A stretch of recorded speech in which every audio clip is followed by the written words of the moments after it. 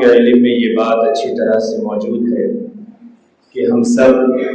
ایک ایسے مہینے میں زندگی گزار رہے ہیں اور ایسے مہینے سے گزر رہے ہیں جو بڑا عظیم اور بڑا بابرکت مہینہ ہے۔ یہ وہ مہینہ ہے، اللہ رب العالمین نے قرآن مقدس میں اس مہینے کو محترم مہینہ اور عظمت والا مہینہ قرار دیا۔ قرآن مقدس کی جو آیت میں نے پڑھی، اللہ رب العالمین بیان فرما رہے ہیں کہ اللہ کے نزدیک یہ مہینوں کی جو گنتی ہے، مہینوں کی جو تعداد ہے، یہ 12 ہے۔ فی کتاب اللہ،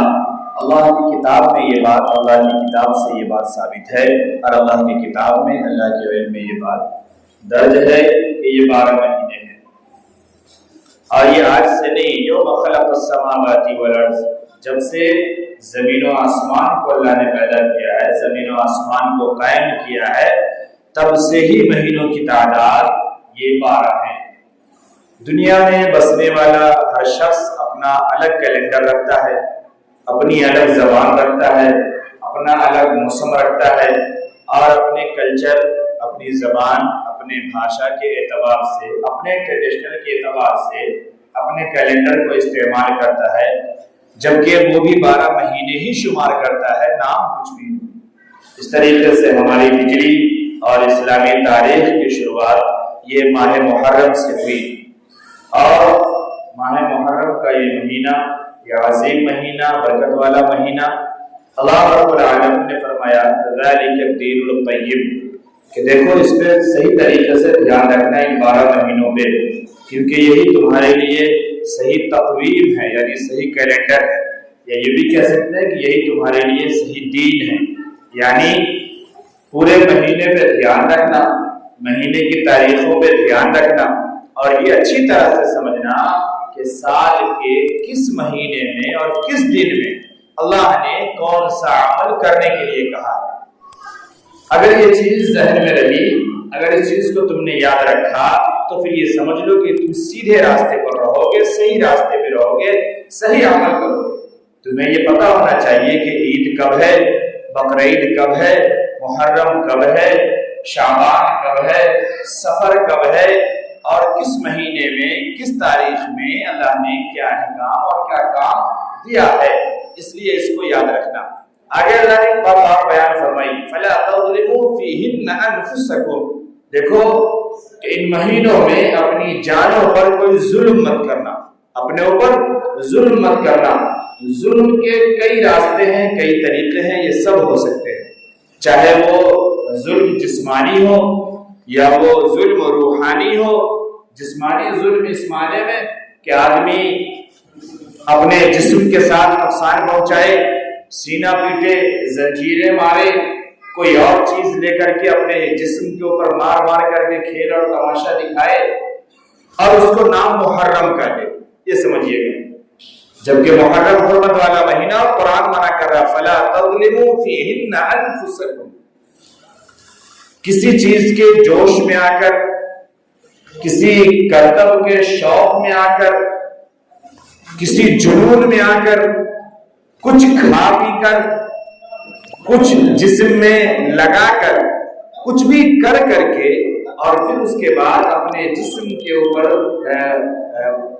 چیزوں کو مارنا اور اس کا استعمال کرنا، یہ قرآن کہہ رہا ہے کہ یہ درست نہیں ہے۔ تو یہ ہوا جسمانی نقصان۔ روحانی نقصان یہ ہے کہ بندہ گناہ کرے، جبکہ یہ بات واضح ہو گئی کہ محرم یہ حرمت والا مہینہ ہے، اللہ کی طرف سے خاص کیا ہوا مہینہ ہے۔ اب اس مہینے میں اگر ہم اچھا عمل نہیں کر سکتے تو کم سے کم گناہ نہ کریں، کیونکہ گناہ کرنا یہ بھی اپنے روح کے ساتھ ظلم ہے۔ گناہ کا اثر یہ روح پر ہوتا ہے، گناہ کا اثر یہ دل پر ہوتا ہے، تو گناہوں کے کرنے سے بھی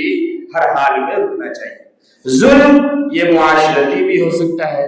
ظلم یہ عوامی بھی ہو سکتا ہے۔ ہم کوئی ایسی حرکت کریں، کوئی ایسا کام کریں، کوئی ایسا کھیل تماشا کریں،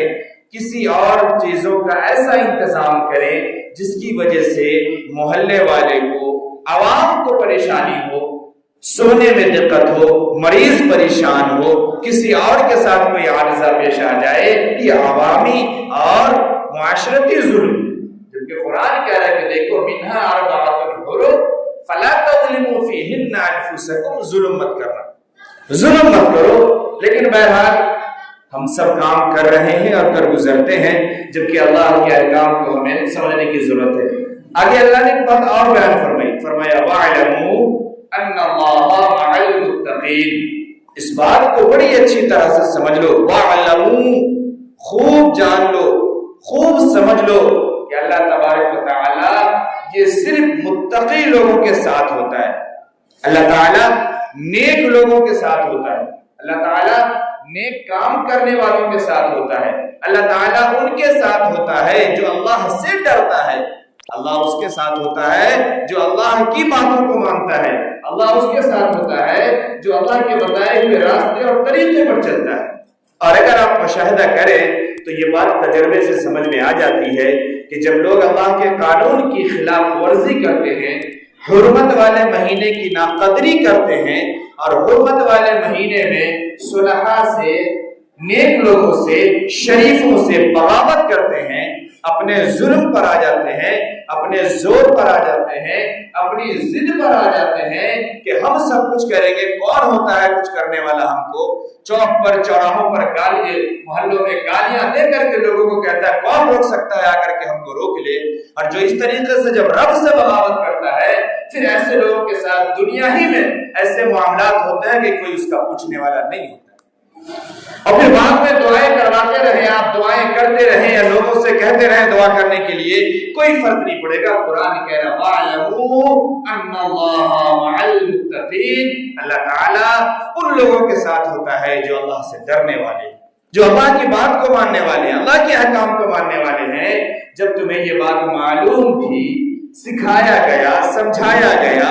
بچپن سے تم نے پڑھا، تم نے سنا، لیکن تم جوش میں رہے، جنون میں رہے، گالیاں دے دے کر کے تم شریعت کی خلاف ورزی کرتے رہے، حرمت والے مہینے کو پامال کرتے رہے، اس کی ناقدری کرتے رہے، اس میں تم نے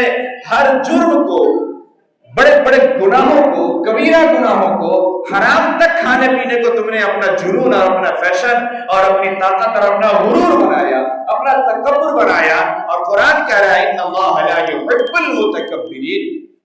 ان اللہ لا يحب المستکبرین، اللہ تبارک و تعالی گھمنڈ کرنے والوں کو، بڑا بننے والے کو، اپنی طاقت اور زور جمانے والوں کو، اپنی جوانی کے جوش دکھلانے والوں کو اللہ پسند نہیں کرتا۔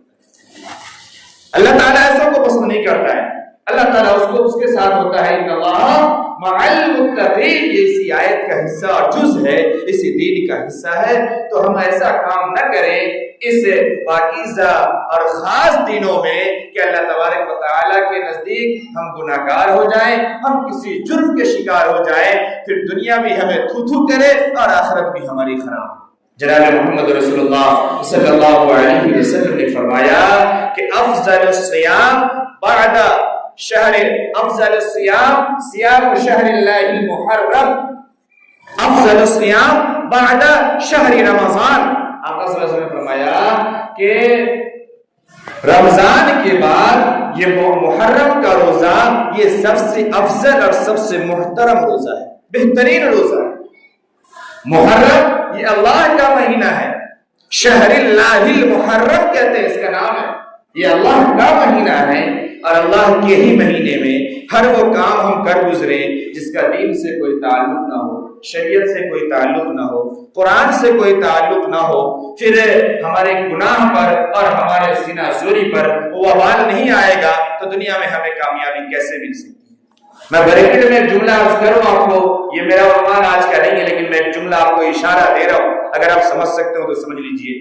دنیا میں آج بھی یا آج تک جتنی قوم اور جتنے مذہب کے لوگوں نے ترقی کیا ہے نا، وہ اپنے دین کے راستے سے ترقی کیا ہے، وہ اپنے دینی معاملات میں جڑ کر کے ترقی کیا ہے، وہ اپنے مذہبی جگہوں پر جڑ کر کے ترقی کیا ہے، وہ اپنے مذہبی لوگوں کے ساتھ جڑ کر کے ترقی کیا ہے۔ آپ دنیا کے کسی بھی مذہب کو اٹھا کر کے دیکھ لیں، آج بھی دیکھ لیں، اور اگر میں آپ کو ایک جملہ بتاؤں، اگر آپ کی آنکھیں کام کرتی ہو اور دماغ کام کرتا ہو اور اگر آپ بصیرت کی نظر سے سڑکوں پہ چلتے ہو تو آپ کو سمجھ میں آئے گی بات۔ اگر میں عرض کروں، اس وقت جو ہم اپنے ملک میں جی رہے ہیں اور اس وقت جو ملک میں دوسری طاقتیں دندنا رہی ہے، ان طاقتوں کے پیچھے جو ہاتھ ہے وہ ہاتھ بھی اس کا اپنے دین کا ہے، اس کے اپنے دینی لوگوں کا ہے۔ وہ اس نے اپنے دین پر اپنے کو آنا سمجھا، اپنے مذہبی لوگوں کی باتوں کو ماننا سمجھا۔ اور آج آپ غور کریں، تھوڑی دور صرف اپنے یہاں پر سے آپ 2-4 کلومیٹر آگے اور پیچھے آئے اور جائیں تو جتنی گورنمنٹ کی زمینیں ہیں، جتنا چوک ہے، جتنا چوراہا ہے، کہیں پہ پیڑ لگا ہے، کہیں پیپل کا، کہیں بڑ کا، کہیں نیم، کسی بھی چیز کا، ان تمام جگہوں کو لوگوں نے پہلے مٹی ڈال کے گھیرا،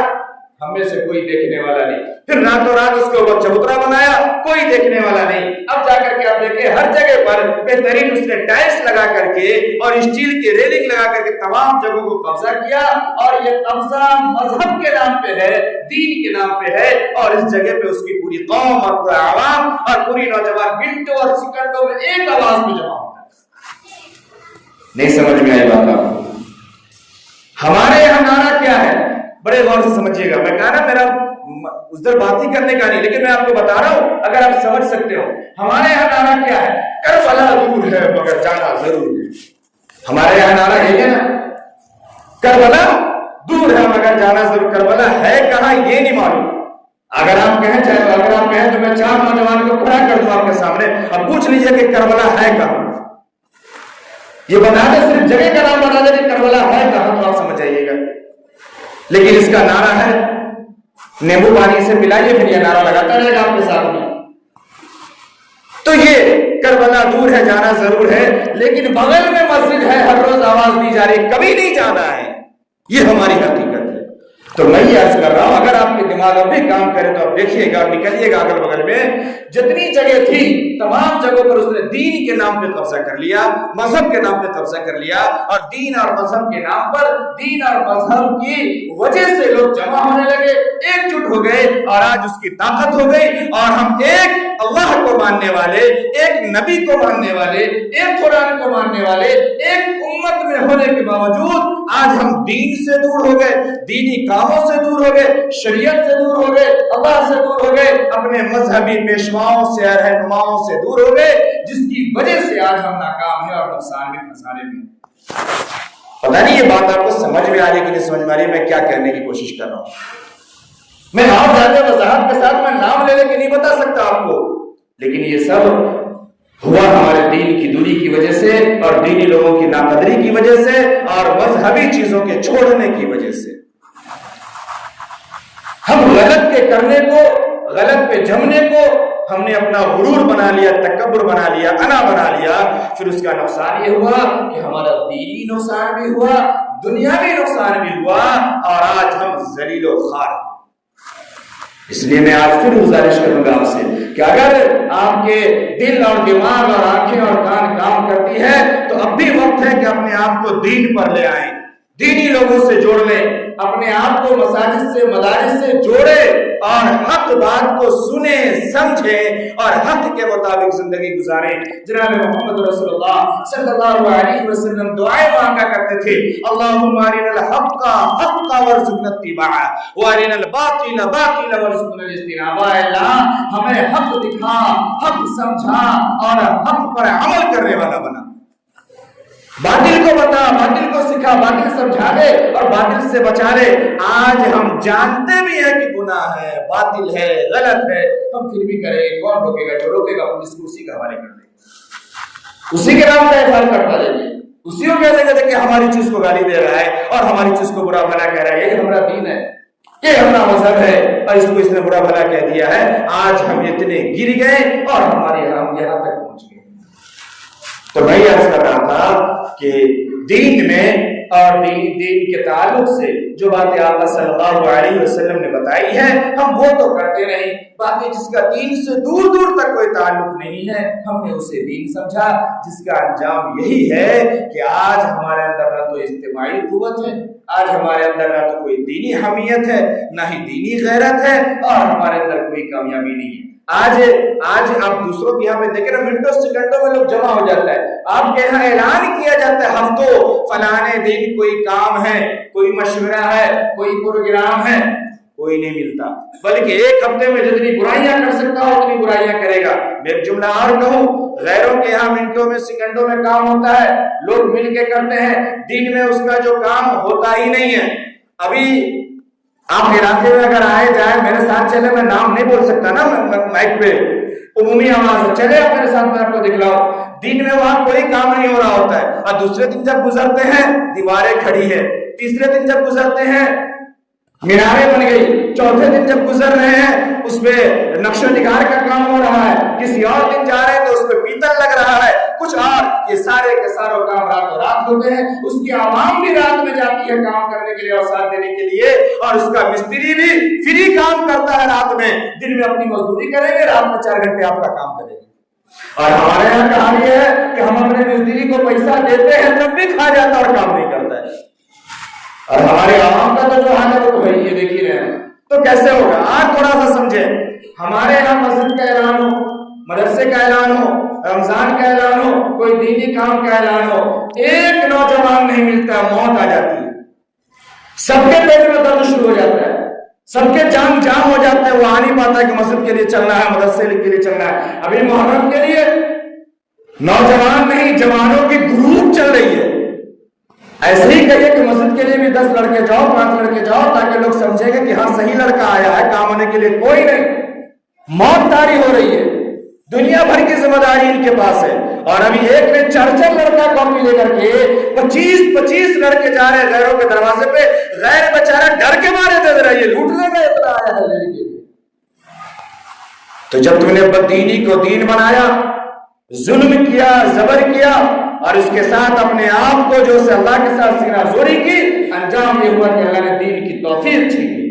مسجد سے ایسے لوگ دور ہیں، دین سے ایسے لوگ دور ہیں، انہیں کلمے کی صحیح حقیقت نہیں معلوم، ایمان کا کوئی ایمان کی اس کے اندر کوئی لذت نہیں ہے، کوئی حقیقت نہیں ہے، یہ اتنا دور ہے کہ مسجد کے بغل میں بیٹھ کر کے نمازیں ہوتی رہے گی، یہ گناہ کا کام کرتا رہے گا، یہ مسجد میں نہیں آ سکتا، یہ اللہ کی طرف سے دھکار ہے، یہ اللہ کی طرف سے دھکار ہے۔ یہ وہ نوجوان جو اپنے سرپرستوں کی کمائی کے پیسے پہ گناہ کر رہا ہے اور اپنی زندگی تباہ کر رہا ہے، یہ سرپرست کس بات سے خوش ہے کہ یہ نوجوان بڑا ہو کر کے اسے کچھ کر کے دے دے گا؟ ایسے سرپرستوں کو، ایسے والدینوں کو ان نوجوانوں سے کوئی سکھ نصیب ہونے والا ہے؟ جتنا دکھ یہ آج دے رہا ہے کل کو اس سے زیادہ دکھ دے گا، یہ یاد رکھیے گا۔